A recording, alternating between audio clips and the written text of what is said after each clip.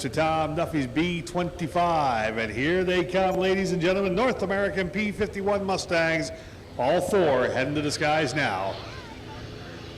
Leading the pack, the Razorback P-51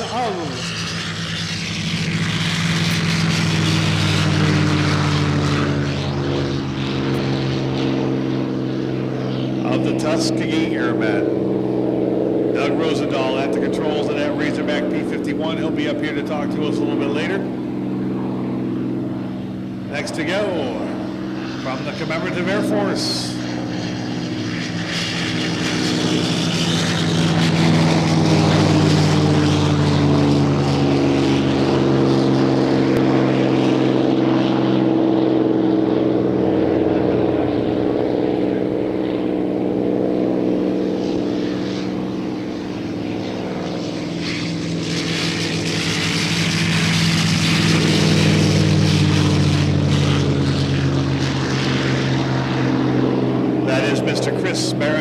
Warbirds over Long Island, polished P-51. And last but not least, new this year to Geneseo, owned by Dave Murphy. Here comes Never Miss.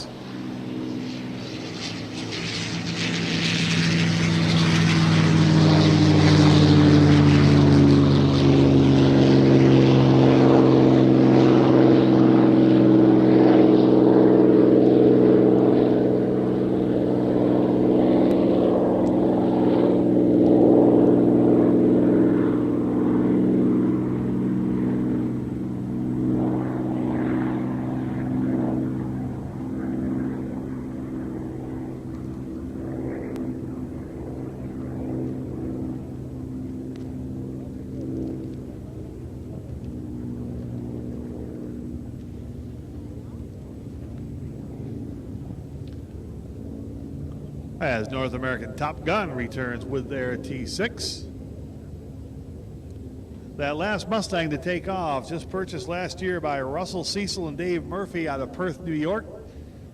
We've got a P-51 based in New York State now at the Fulton County Airport. Great to have them with us at Geneseo this year.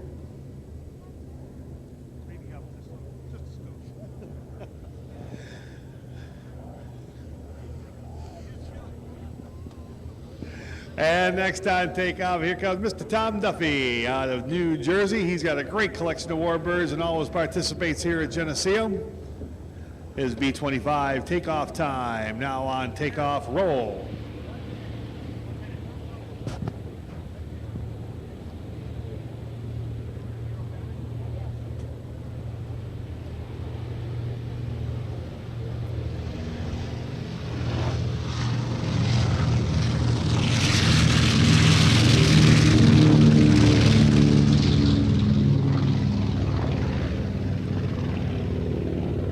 And as the B-25 and the Mustangs take off to climb for altitude, Mr. Doug Rosendahl is going to give us a solo aerobatic routine in the P-51 Red Tail, the Tuskegee Airmen. We'd also like to announce that Sergeant Wright, retired from the United States Air Force, has been assigned to start the first chapter of the Tuskegee Airmen right here in Rochester, New York. His daughter Fiona, the Air Force in San Antonio, will be attending the Tuskegee Conference in San Antonio, so we finally got a Tuskegee chapter opening up here in Rochester. You'll be hearing much more about it, and that is wonderful.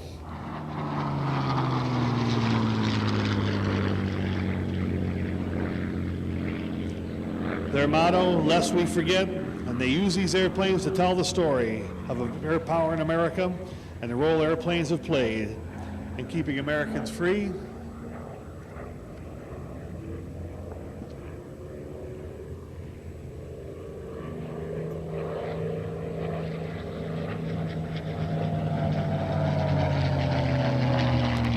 The Commemorative Air Force is the largest flying museum in the world with over 140 aircraft, mostly World War II vintage, located at over 100 wings and squadrons all across America and around the world.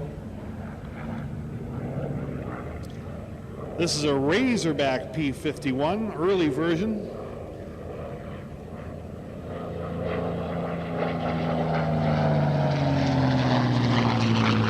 And its red tail, well, that's a little bit more of a story that needs to be told. The red-tailed airplanes were flown by the Tuskegee Airmen. Tuskegee Airmen were part of an experiment by the U.S. Army Air Corps that was supposed to prove that black men couldn't fly fighter aircraft, but they could, and they did, and by doing so, they started the process of the integration of the United States military.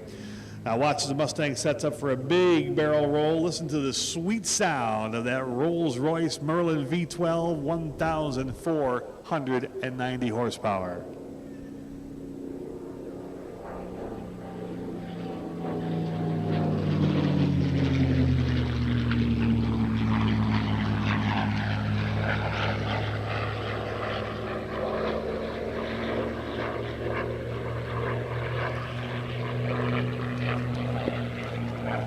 That could have been the end of the story, but it's more than that.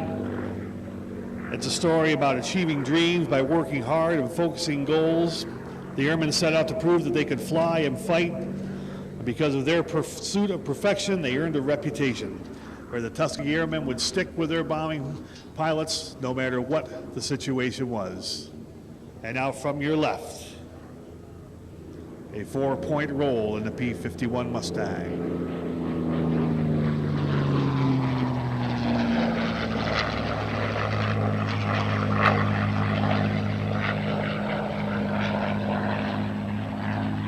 Four-point roll demonstrates the precision handling capability of what most regard as one of the greatest fighters of all time. Commemorative Air Force flies this airplane to honor the great American heroes and to bring their story to the audiences all across America. Back in 1940, if you were a black kid in Detroit or Chicago, that opportunity was not there. The Tuskegee experiment provided that opportunity. The airmen seized it and pursued their dream, and in doing so, they changed the world. Let's see if we go for the 8-point roll.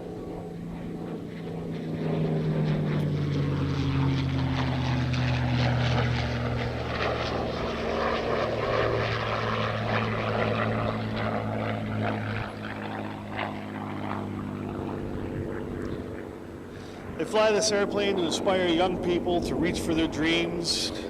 Many of the pilots flying here at Geneseo today were inspired to fly when they went to an air show as a kid. And if we could make that happen for any of our young types out here today, well, we've certainly accomplished a great thing. From your left, Pilot Doug Rosendahl out of Clear Lake, Iowa.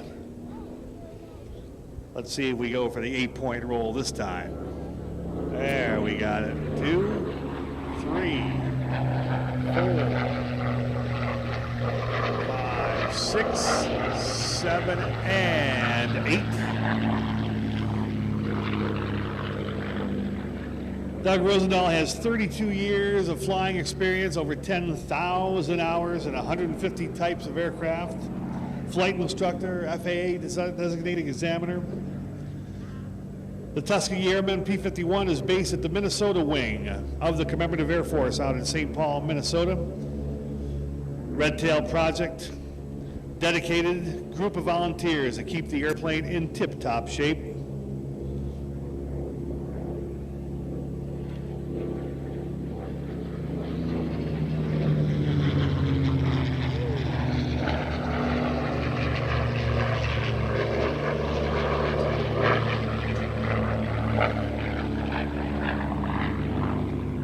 They use this airplane as a tool to tell the story of the Tuskegee Airmen, the young people of all ages all across North America.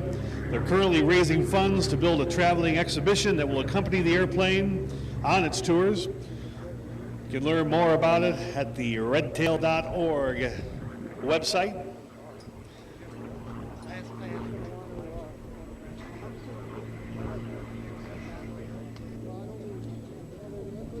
The next pass will be a salute to the Tuskegee Airmen and all who served in our armed forces at home and abroad. And be a great photo pass as they salute all the men and the women of all wars that fought so that we could live free, and a special salute to our World War II veterans.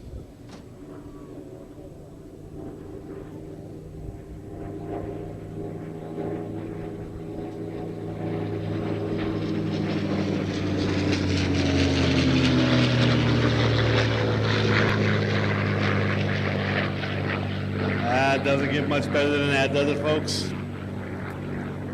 As the Tuskegee Airman sets up to land, we'll take a minute to talk about our past. You know, many high school history classes gloss over the story of World War II. It was called the war to end all wars, and for that to be true, we must never forget. On behalf of the Commemorative Air Force and its 8,000 members, we ask you to remember their motto, lest we forget, and help preserve the memory of how our parents, our grandparents, our neighbors, and friends flew and fought so that we can live in a land that is free. We thank you for your support of the Tuskegee Project. We'll get the P-51 back on the ground. We got the Canadian Harvard Aircraft Association going, and again, congratulations to Sergeant Wright, retired U.S. Air Force out of Rochester, assigned to start the first chapter of the Tuskegee Airmen right here in Rochester, New York. We wish them the best with that, and I'm sure you'll be hearing more about that as they form that chapter.